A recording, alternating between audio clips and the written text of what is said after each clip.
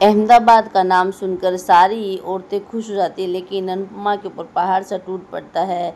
अनुपमा को वही बातें फिर से याद आने लगती हैं कि उसके साथ अहमदाबाद में क्या क्या हुआ था और उसने अहमदाबाद को क्यों छोड़ा था।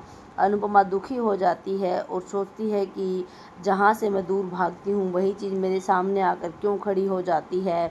और इधर राही पैकिंग करते वक्त सोचती है कि मैं मिली ज़रूर थी उससे, लेकिन अब नहीं, अब वो मेरे सामने आएंगी तो भी मैं उनसे नहीं मिलूँगी, बिल्कुल नहीं। लेकिन मुंबई मुझे जाना पड़ेगा मेरी कला के लिए, और मुझे कुछ पाना है तो मुंबई ज़रूर जाना पड़ेगा। मुझे कंपटीशन किसी भी हाल में जीतना है। और यहाँ पर अनुपमा कहती है कि हे कान्हा जी, कौन सी मुश्किल में डाल रहे हो, जो चीज़ सामने नहीं आनी चाहिए वही चीज़ सामने आ जाती है। रोने लगती है। भारती देख लेती है कि अनुपमा रो रही है और अनुपमा कहती, कान्हा जी कैसी परीक्षा है तेरी ये। मैं नृत्य से दूर भागी तो नृत्य को मेरे सामने लाकर खड़ा कर दिया। अहमदाबाद को छोड़कर आई तो अब मुझे वापस से अहमदाबाद जाना पड़ेगा। नहीं कान्हा जी, ये सब मेरे साथ मत कीजिए। ये सब आप क्यों कर रहे हैं? मैं उन सब से रूबरू नहीं होना चाहती, उन सब चीज़ों से जो मैं छोड़ कर आई हूँ। प्लीज़ कान्हा जी, मुझे इतनी मुश्किल में मत डालिए। ये आप क्या कर रहे हैं? अरे अहमदाबाद में ही क्यों, और कहीं भी फाइनल हो सकता था। और अनुपमा गिरने लगती है तो भारती पकड़ लेती है और कहती है कि अनुताई, संभालिए खुद को, आप ये क्या कर रही हैं? मैं जानती हूँ कि आप परेशान हैं, क्योंकि भारती को सब पता है अनुपमा के बारे में। और कहती है कि मैं जानती हूँ आप परेशान हैं, आप दुखी हैं, लेकिन प्लीज़ ऐसा मत कीजिए, थोड़ा सा फोकस कीजिए। अरे क्या पता इस तरह से आप बिहेव करेंगी, यहीं पर अटक जाएंगी तो क्या पता हम फाइनल तक पहुँचे या ना पहुँचे। इसलिए आप आज पर फोकस कीजिए, आगे क्या होगा उस पर मत फोकस कीजिए। अभी सेमीफाइनल है, उसके बाद फाइनल है, क्या पता हम सेमीफाइनल में ही ना जीत पाएँ। और इस तरह से आप क्या पता इनके सपनों के टूटने का कारण बन जाए। प्लीज़ अनुताई ऐसा मत कीजिए, आप इनके सपनों के टूटने का कारण मत बनिए। अनुताई प्लीज़ देखिए ना, ये लोग कितने खुश हैं। मेरे पिताजी कहा करते थे, क्योंकि एक बार मैं सीढ़ियाँ देखकर मंदिर नहीं चढ़ना चाहती थी, डर गई थी कि इतनी सारी सीढ़ियाँ। तब मेरे पिताजी ने कहा था कि बेटा अगली सीढ़ी देखो, लास्ट वाली मत देखो। अगर तुम्हें लगेगा लौटना है तो वो आगे चलकर देखेंगे, लेकिन अभी पहली सीढ़ी तो चढ़ो। तो अनुताई आप पहले इनको सेमीफाइनल तो जिता दीजिए, उसके बाद ही देखेंगे ना, क्या पता आगे क्या हो। इसलिए आज पर फोकस कीजिए। इधर दिखाया जाता है कि तोसू अनु की रसोई के सारे बर्तन कबाड़ी वाले को बेच रहा था, और कबाड़ी वाला कहता है कि ये तो अनु की रसोई के बर्तन हैं, तो अनुपमा मैम आएंगी और वो अपने बर्तन देखेंगी तो उनके दिल पर क्या बीतेगी। तभी तोसू कहता है कि तू ज़्यादा जुबान मत लड़ा, तुझे क्या मतलब है इन सब चीज़ों से। अरे अब मम्मी आए ना आए, वो इन बर्तनों को पूछे ना पूछे, तुझे क्या मतलब है, तू ये बर्तन ले और चल यहाँ से। तो कहता है कि अरे वो आएंगी तो फिर वो कहाँ से ये बर्तन यूज़ करेंगी। तो यहाँ पर कहता है तोशु कि वो आएंगी तब ना, वो नहीं आने वाली है, इसलिए कहता हूँ। और फिर तोशु कहता है कि इन बर्तनों के अच्छे दाम चाहिए मुझे। और तभी आता है अंशुल, कहता है कि ये बर्तन नहीं बिकेंगे। और वहाँ पर बा भी साथ होती है और तोशु कहता है कि क्या करेंगे इन बर्तनों का, बताओ। अरे मम्मी तो आने वाली है नहीं, तो ये बर्तन घर में पड़े पड़े इनको जंग लगेगा, बताओ क्या करेंगे। आज तो इनके अच्छे दाम मिल रहे हैं, लेकिन कल को इनके अच्छे दाम भी नहीं मिलेंगे, इसलिए ये बर्तन बेचने में ही फ़ायदा है। तो यहाँ पर बा कहती है कि वैसे तोशु कुछ गलत तो नहीं कह रहा। और तोशु कहता है कि बिल्कुल, मैं बिल्कुल सही कह रहा हूँ। अरे वो आने वाली है नहीं और ये बर्तन कोई यूज़ करने वाला है नहीं, ख़राब होंगे, उसके बाद तो इनके ये दाम भी नहीं मिलेंगे जो आज मिल रहे हैं। इसलिए अंश तू इन्हें क्यों रोक रहा है। तो यहाँ पर अंश कहता है कि ये यादें हैं अनुमा की, और ये यादें मैं नहीं बेचने दूंगा। अरे वो कभी भी आ सकती हैं और अपना सामान यूज कर सकती हैं, आप ये सब क्या कर रहे हैं काका, आप ये सब मत करिए। तभी बा कहती है कि मैंने कहा ना कि तोशु कुछ भी गलत नहीं कह रहा है। अरे वैसे ठीक ही बात है ना कि अनुपमा जा चुकी है, वो अब कभी आने वाली नहीं है, तो ये कबाड़ घर में पड़ा पड़ा ख़राब ही होगा, इसको बेचने में ही फ़ायदा है। इसको बेचेंगे तो घर में 2 पैसे आएंगे। तो तोसू कहता है कि देखा अब तो बा ने भी बोल दिया। अंश कहता है कि ये गलत है। बा कहती है कि कुछ भी गलत नहीं है। और फिर बर्तन वाले को कहती है कि ए बर्तन वाले, तू ना इसका अच्छे से दाम देना। हाँ देखा ना, सिल्वर अलग से लेना, पीतल अलग से भाव देना और स्टील का भाव अलग से देना। देख सबका भाव अलग अलग होता है तो सबका भाव अलग से देना। तांबे वाले बर्तनों का अलग से भाव देना। इसलिए मैं कहती हूँ कि ध्यान से तोलना और ध्यान से इनके पैसे देना। और यहाँ पर अंश को दिखाई देता है एप्रन की और टोपी अपनी अनु माँ की, और वो उठा लेता है और देखता है अपने काका और अपनी बा को। इधर अनुपमा अपने आप को शांत करने के लिए भजन गाती है और साथ में अपनी टीम के लिए ड्रेस भी बना रही होती है। और यहाँ पर भारती और जस्सी दोनों अनुपमा का भजन सुनते हैं ध्यान लगाकर। और अनुपमा बड़ा ही प्यारा मीठा भजन दोनों को सुनाती है और अपना काम भी साथ साथ करती रहती है। तो यहाँ पर जस्सी और भारती दोनों ही मंत्रमुग्ध हो जाती हैं अनुपमा के भजन के ऊपर। और अनुपमा लास्ट में कान्हा जी की जय करती है। तो भारती कहती है कि अनुताई मज़ा आ गया, अरे आपका भजन सुनकर ना दिमाग शांत हो जाता है। जस्सी कहती है कि हाँ अनुपमा, पता नहीं क्यों अलग सी एनर्जी आ जाती है तुम्हारा भजन सुनकर। यहाँ पर अनुपमा कहती है कि पता है तुम लोगों को, ये भजन ना ऐसी चीज़ होती है जो कि बंद दिमाग को, बंद शरीर को खोल देती है, हमें एक ऐसी अलग एनर्जी देती है। अरे तुम अभी तक काम क्यों कर रही हो भारती, पहले तो मुझे ये बताओ। तो भारती कहती है कि अरे ताई मुझे स्क्रिप्ट लिखनी थी कल के प्रोग्राम के लिए, वो लिख रही हूँ। और जस्सी कहती है कि मुझे लंदन जाना ना, उसकी तैयारी कर रही हूँ। तो फिर यहाँ पर भारती कहती है कि आपके भजन की तो बात ही अलग है अनुताई।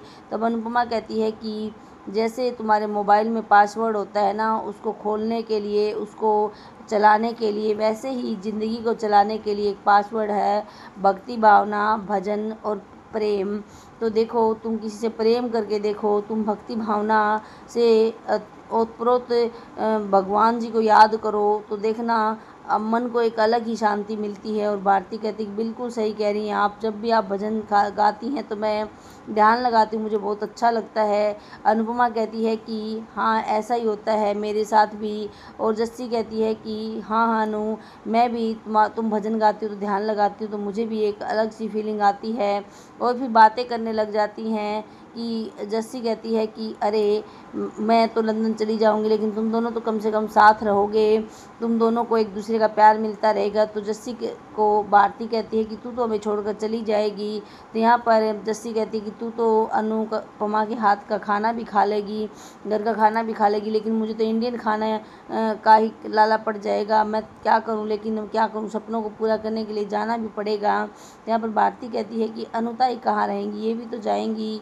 तो जस्सी कहती है कि अनुताई, अनुपमा जाएगी कहाँ, इसका हमारे अलावा है ही कौन है। तब भारती कहती है कि अरे मैं ऐसे बोल रही थी ना कि मैं शादी करके चली जाऊंगी तो अनुताई अकेली रह जाएंगी, फिर ये किसके साथ बात करेंगी, तू भी उधर चली जाएगी, मैं शादी करके चली जाऊंगी और अनुताई यहाँ पर अकेली रहेंगी।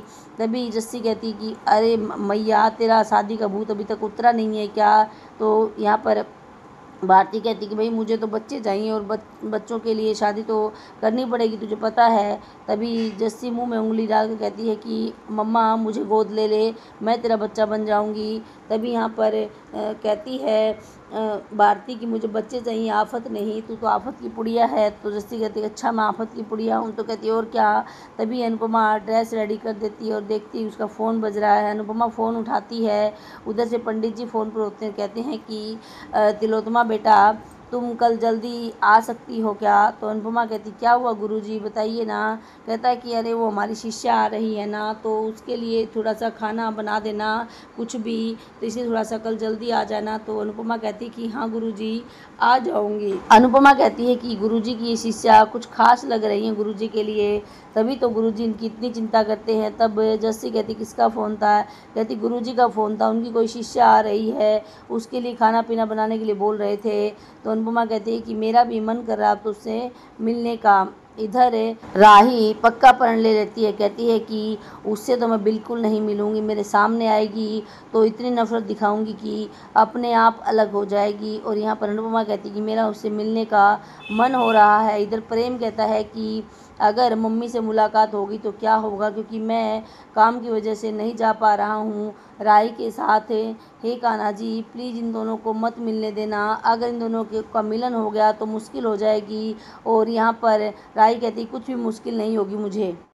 अंश याद करता है अपनी अनुमा को, जब वो पहली बार मिला था अनुपमा से, उस बात को याद करता है जब अनुपमा ने कहा था कि मेरे अंश का अंश। और फिर याद करता है बड़ा होने पर कैसे वो अपनी अनुमा से हंसी मजाक ठिठोलियाँ करता था और एप्रन की टोपी को लेकर रोने लग जाता है और कहता है कि अनुमा कहाँ हैं आप, मुझे बहुत आपकी याद आ रही है, मैं आपसे मिलना चाहता हूँ। अनुमा, आप इतनी जिम्मेदारियों का बोझ कैसे उठाती थी, पूरी लाइफ कैसे उठाती रही हैं, मैं तो कुछ ही महीनों में थक गया हूँ ये जिम्मेदारियों का बोझ उठाते उठाते।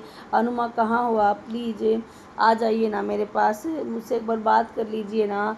मैं आज चाहता हूँ कि मैं आपकी गोद में सर रख कर रोऊँ अच्छे से, लेकिन आपकी गोद है कहाँ, मेरे पास नहीं है। और रोने लगता है बुरी तरह से। तभी आती है प्रार्थना, कंधे पर हाथ रखती है और सिर चलाने लगती है और कहती है कि रो मत अंश, अनु आंटी आ जाएंगी। तो यहाँ पर अंश कहता है कि देखो ना प्रार्थना, किसी को अनुमा की कोई फिक्र ही नहीं है। अरे अनुमा इनके लिए एग्जिस्ट ही नहीं करती है। मैं अनुमा को कितना याद करता हूँ, उनके लिए कितना रोता हूँ, लेकिन इस घर के लोग हैं कि अनुमा की हर एक निशानी को ख़त्म करते जा रहे हैं। बताओ, अनु की रसोई के बर्तन थे वो भी आज काका और बा ने बेच दिए। क्या अनुमा कभी वापस नहीं आएंगी, क्या अपनी चीज़ें कभी नहीं मांगेंगी। लेकिन इन लोगों को सिर्फ और सिर्फ पैसों की पड़ी है, इन लोगों को किसी की भावनाओं का कोई मतलब नहीं है। ये लोग बहुत बुरा कर रहे हैं अनुमा के साथ। अरे अनुमा ने इनके लिए क्या कुछ नहीं किया, लेकिन ये अनुमा के लिए कुछ भी नहीं कर रहे हैं, सिर्फ और सिर्फ अपनी लाइफ से निकाल कर सोच रहे हैं कि अच्छा है वो कभी ना आए तो। लेकिन मैं चाहता हूँ कि अनुमा आए, मैं उनसे माफ़ी मांग लूँगा, मैं उनके पैरों में गिर जाऊँगा। अरे वो गिड़गिड़ाती रही, जबकि उनकी गलती भी नहीं थी, वो माफ़ी मांगती रही, लेकिन किसी ने उनको माफ़ नहीं किया। और उस वक्त मेरा दिमाग भी काम नहीं किया, मुझे भी नहीं लगा कि मुझे मम्मा से बात करनी चाहिए। जब वो चली गई तब एहसास हुआ कि उनसे बात करनी चाहिए थी, उनको साहस देना चाहिए था, लेकिन नहीं दे पाया। और ये क्या कर अंश बुरी तरह से रोने लग जाता है और प्रार्थना कहती है कि अंश सब कुछ ठीक हो जाएगा। और ये क्या करें, अंश को गले लगा लेती है और कहती है कि अनु आंटी एक दिन ज़रूर मिलेंगी तुझे। और अंश कहता है कि जिस दिन मिलेंगी ना उस दिन मैं पैर पकड़ कर बैठ जाऊँगा अनुमा के, और अनुमा को कहीं नहीं जाने दूँगा। यहाँ पर प्रार्थना कहती है कि चिंता मत कर अंश, जल्दी ही वो तुमसे मिलने वाली हैं। कान्हा जी ऐसा कुछ चमत्कार ज़रूर करेंगे कि वो ज़रूर तुम्हारे सामने आएंगी।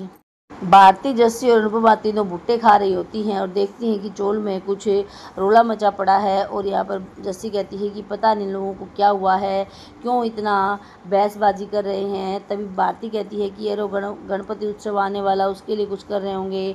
तब अनुपमा कहती है कि लगता तो नहीं गणपति उत्सव जैसा कुछ है, ये तो कुछ और ही लग रहा है, ये तो लोग तो आपस में एक मत नहीं है, झगड़ा सा जैसा कुछ कर रहे हैं। जस्सी कहती है कि अरे हमें अपने आप पर फोकस करना है, इनको जो करना हो करने दे, वैसे भी हमारी राय मानने वाला कौन है, हम तो रेंटर हैं। तभी अनीता आती है और जस्सी अनीता से कहती है कि अनीता क्या हुआ है बाहर। तब अनीता कहती है कि कोई बिल्डर है और वो बिल्डर ये ज़मीन खरीदना चाहता है और यहाँ पर टावर बनाना चाहता है। तो जस्सी कहती है कि हम कहाँ जाएंगे फिर, अरे ये तो बहुत ही गलत हो रहा है। तो अनीता कहती है कि सब लोग का घर खाली होने वाला है। और यहाँ पर भारती कहती है कि अगर ऐसा कुछ हुआ तो हमें 2 महीने भी समय नहीं मिलेगा मकान खाली करने के लिए। अनीता कहती है कि हम सब फिर से बिछड़ जाएंगे, हम सब पता नहीं कहाँ कहाँ जाएंगे। और जस्सी कहती है कि अरे यार बहुत गलत हो रहा है, चोल में रहना कितना अच्छा होता है। अनीता कहती है कि ये लोग नहीं समझते हैं।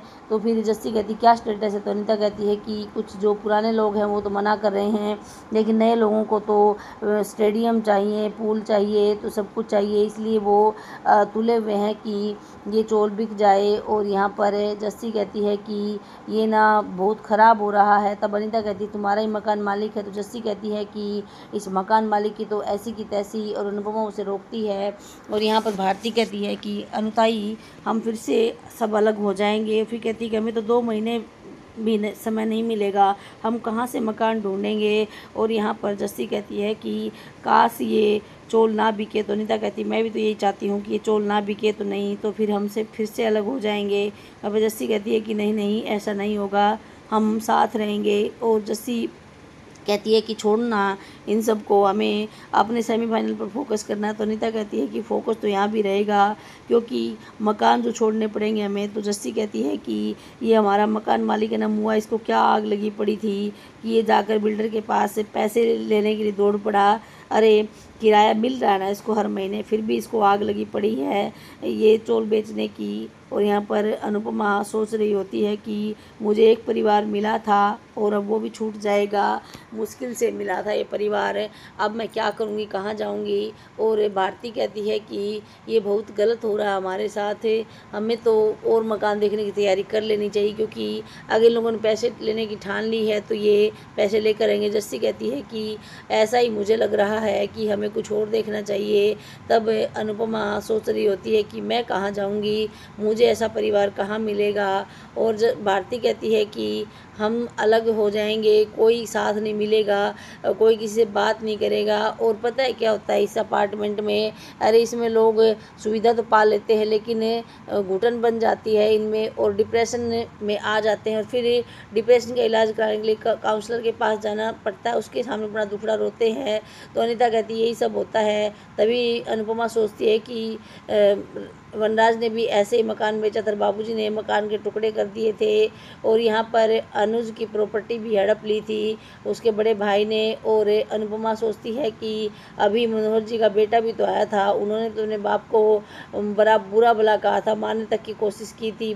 तो अनुपमा ये सब सोच कर कहती है कि प्रॉपर्टी भी ना अजीब चीज़ होती है, ये प्रॉपर्टी ऐसे ऐसे काम कर देती है कि एक बाप को मजबूरन अपना मकान बेचना पड़ता है और बच्चों में पैसे बांटने पड़ते हैं। एक भाई के खिलाफ होकर उससे साइन ले लेता है, वो भी धोखे से अपने नाम प्रॉपर्टी करवाने के लिए। अरे एक बेटा बाप को मारने पर उतारू हो जाता है और कहीं कहीं तो बेटे अपने माँ बाप को मरा हुआ साबित करने के लिए डेथ सर्टिफिकेट ही बनवा देते हैं। ये प्रॉपर्टी पता नहीं ऐसी चीज़ है जो कि भाई को भाई नहीं रहने देती, माँ बाप को माँ बाप नहीं रहने देती और बेटा बेटी को बेटा बेटी नहीं रहने देती। तो यहाँ पर अनीता कहती है कि मुझे सुनने में तो यही आया है कि बहुत सारा पैसा मिल रहा है इन लोगों को, इसलिए लोग लालच में आ गए हैं। और भारती कहती है कि लालच में तो आएंगे ही, क्यों इन लोगों को पैसा तो दिखाई देता नहीं है। अनुपमा कहती है कि जो होगा वो देखा जाएगा। और अनीता कहती है कि क्या होगा, हम सब अलग हो जाएंगे और इससे ज़्यादा क्या होगा, क्योंकि हम भी तो रेंट पे ही हैं, पता नहीं कहाँ जाकर धक्के खाने पड़ेंगे। और जस्सी कहती है कि यार चोल जैसा मज़ा तो कहीं भी नहीं होता है। फिर अनुपमा कहती है चलो ये सब बाद में देखेंगे, पहले अपने सेमीफाइनल पर फोकस करेंगे। जस्सी कहती है बिल्कुल ठीक कह रही है अनु यार तुम। अनुपमा डांस प्रैक्टिस के लिए आ जाती है और रेडियो बज रहा होता है पंडित जी के पास। और रेडियो में बताया जाता है कि भविष्यवाणी की आज आप किसी स्पेशल इंसान से मिलने वाले हैं। तभी पंडित जी कहते हैं कि अरे वाह, एक ही भविष्यवाणी सब इंसानों पर कैसे लागू होगी। और तभी राही आकर खड़ी हो जाती, कहती है कि नमस्ते गुरुजी। गुरुजी कहते हैं कि अरे परछाई बेटा आओ। और परछाई कहते ही परी देखती है राही की तरफ और राही कहती है कि ऐसे ही नाम बदलते इनको आदत है। और तभी आकर राही पैर छूती है पंडित जी के और पंडित जी आशीर्वाद देते हैं कि सदा खुश रहो। और कहती है कि देखो कलाकार को कला के पास आना ही पड़ता है, मैं भी आ गई आपके पास। तो कहता है कि बेटा हमने तो पहले भी कहा था कि तुम यहाँ आ जाओ सीखने के लिए। तभी परी भी पैर छूती है और राही कहती है कि ये मेरी छोटी बहन परी है। और फिर राही एक पौधा गुरुजी को देती है। तो गुरुजी कहते हैं कि अरे सुरेश आओ भाई। तो यहाँ पर राही कहती कि सुरेश कौन है। तो कहता है कि अरे इसका नाम महेश है ना, इससे बातें करूँगा तो कुछ नाम तो होना चाहिए ना। तो यहाँ पर बार बार नाम बदलते हैं गुरुजी और कहते हैं कि इस दिनेश को मैं रख देता हूँ। और राही कहती है कि ठीक है गुरुजी। और फिर परी को कहता है कि अरे हरित बेटा तुम क्यों खड़ी हो। तो यहाँ पर गुरुजी को ये सब नाम बदल देखकर परी बड़ी ही हैरान होती है, लेकिन राही को पता है कि वो बार बार नाम बदलते हैं। फिर कहता है कि अरे तुम लोग आ गए हो। और यहाँ पर देखती है राही चारों तरफ और कहती है कि ये सब आपने अचीव किया है। परी भी कहती है, कहता है कि हाँ बेटा ये सब मैंने अचीव किया है। तो राही कहती है कि पता नहीं आज यहाँ पर आकर क्यों एक अच्छा सा फील हो रहा है, माहौल माहौल अच्छा सा मिल रहा है। तो गुरुजी कहते हैं कि उस दिन तो तुम आते ही चली गई थी, हमसे मिली भी नहीं। तो कहती है कि गुरुजी उस दिन पता ही नहीं था कि हमें आकर इतना अच्छा फील होगा, अगर पता होता तो मैं ज़रूर रुकती। तो गुरुजी कहते हैं कि अरे हमारी जो चिन्नम्मा शिष्य है ना वो आएगी ना, तो हम तुम्हें उसके हाथ की चाय पिलवाएंगे, वो बहुत ही अच्छी चाय बनाती है मसाले वाली। और राई कहती है कि जी गुरुजी। और राई को अपनी माँ की याद आती है, लेकिन अपने आप को संभालती है और फिर कहती है कि गुरुजी हम आपकी शिष्या से चाय ज़रूर पी कर जाएंगे, तो पहले डांस की बातें कर ले। तो गुरुजी कहते हैं कि हाँ हाँ, बातों ही बातों में तुमने मुझे भुला दिया। और इधर अनुपमा गुस्से गुस्से में डांस कर रही होती है। उसको गुस्सा इस बात का है कि कान्हा जी ने उसे किस मोड़ पर लाकर खड़ा कर दिया है, अहमदाबाद क्यों ले जाना चाहते हैं। और यहाँ पर गुरुजी बड़े ही खुश होते हैं राई से और कहते हैं कि तुमने हमें बातों में लगा दिया सिहाई, अब मैं ये पौधा रख के आता हूँ, फिर हम डांस की बातें करेंगे। तो यहाँ पर कहती है राई कि हाँ हाँ, डांस सीखने ही आई हूँ गुरुजी, आपसे मैं डांस करके दिखाऊंगी अभी आपको, और आपसे सीखूंगी कि डांस की बारीकियाँ। ये मेरी बहन है, ये भी मेरे साथ पार्टिसिपेट कर रही है, हम एक डांस कंपटीशन में पार्टिसिपेट कर रहे हैं। तब कहता है कौन सा डांस कंपटीशन है, तो कहती है कि ताल से ताल मिला। तब गुरुजी कहते हैं कि अरे उसमें तो मेरे शिष्य भी पार्टिसिपेट कर रहे हैं, और मेरी वो शिष्य है ना वो ही उनको पार्टिसिपेट करवा रही है। तभी राई कहती है कि फिर तो कंपटीशन और भी टफ हो गया, हमें और भी मेहनत करनी पड़ेगी। कहता है कि अरे ऐसे नहीं है, वो डांसर तो बहुत अच्छी है लेकिन मेरी शिष्या नहीं है, उसने डांस तो पहले से ही आता था, मेरे तो पैर में मोच आ गई थी, तभी वो मेरे शिष्यों को सिखा रही है। तो यहाँ पर कहती है राई कि इतनी अच्छी डांसर है तो हम आपकी शिष्या से ज़रूर मिलकर जाएंगे। और परी कहती है कि हाँ गुरुजी, हम आपकी शिष्या से ज़रूर मिलेंगे। और फिर राई कहती है कि हमें तो और ज़्यादा मेहनत करनी पड़ेगी। गुरुजी कहते हैं कि मेहनत तो करनी पड़ेगी, अगर कोई भी कंपटीशन जीतना है तो मेहनत कड़ी करनी पड़ेगी, और यही वो तिलोत्तमा ना उनको सिखाती है। तो यहाँ पर गुरुजी कहते हैं कि पहले मैं तुम्हारा डांस देखूंगा, और राही डांस करने लग जाती है। और इधर अनुपमा बहुत ही अच्छा डांस कर रही होती है। तो गुरुजी राही का डांस देखते हैं, और इधर अनुपमा खुद डांस कर रही होती है अपने दुख को भुलाने के लिए।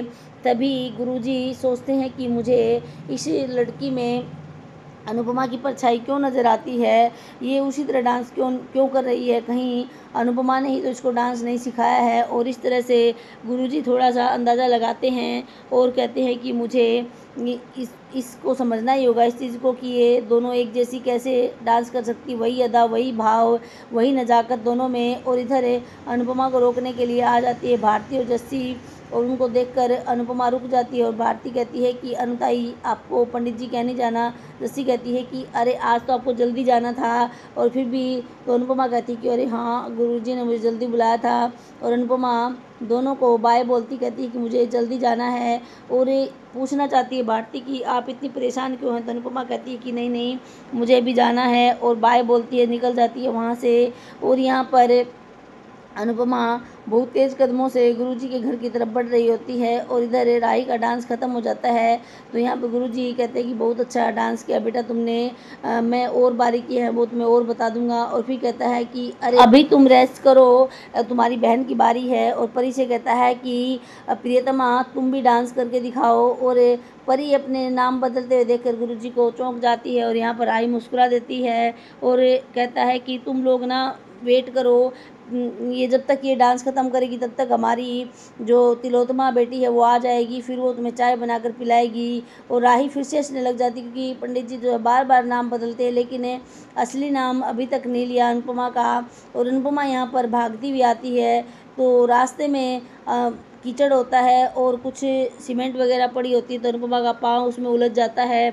और यहाँ पर गुरुजी दोनों का डांस देखते हैं और दोनों को की तारीफ करते हैं। राही का फ़ोन बजने लग जाता है, और राही फ़ोन उठाती है तो उधर से प्रेम होता है। प्रेम कहता है कि राही ऑल ओके। राही कहती कि हाँ प्रेम सब कुछ ठीक है। प्रेम कहता है कि तुम लोगों को कोई परेशानी तो नहीं हुई, कुछ दिक्कत तो नहीं हुई, तुम लोगों का डांस शुरू हुआ नहीं हुआ, पंडित जी मिले या नहीं मिले। तभी राही कहती है कि अरे प्रेम इतने सवालों की झड़ी लगाओगे तो मैं बात कैसे कर पाऊँगी, मुझे तो बोलने का मौका दो। अभी कहती है कि बिल्कुल सही चल रहा है सब कुछ, पंडित जी ने हमें डांस सिखाना शुरू भी कर दिया है, अभी परी डांस कर रही है, मैं अभी डांस करके आती हूँ, और पंडित जी ने मेरे डांस को बहुत सराहना दी है, जो बारीकियाँ सिखानी थी वो भी मुझे सिखाई हैं, तुम चिंता मत करो, यहाँ सब कुछ ठीक है। और प्रेम सोचता है कि अच्छा हुआ राही मम्मी से नहीं मिली, अगर मम्मी से मिलती तो गजब हो जाता। और इधर अनुपमा का पाँव उलझ बज रहा होता है और अनुपमा देखती है कि उसकी चप्पल टूट चुकी है और अनुपमा अपनी चप्पल को उठाती है। और इधर गुरुजी कहते हैं कि वो आई नहीं अभी तक, आज ही लेट हो गई, हमेशा जल्दी आ जाती है,